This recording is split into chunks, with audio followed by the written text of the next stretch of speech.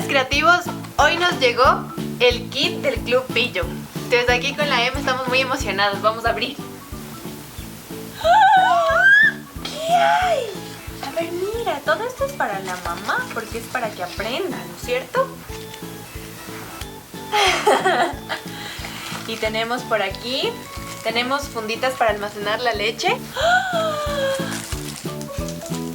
Para pegar en el carro que la Emma va en el auto. Algunas otras guías y consejos que es lo que también saqué antes. Y esto también es para mí, ¿no es cierto?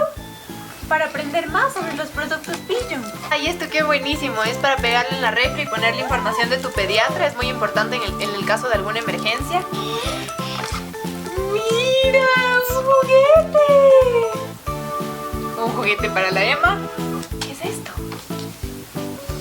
¡Ay, qué hermoso! Es para pegarlo en el cuarto de la Emma y ir viendo cómo va creciendo. Y por último también nos ha llegado unas muestras de la crema Lancino que son excelentes en el caso de que estés dando de lactar y se te comiencen a gritar los pezones o a N cantidad de cosas que pasan.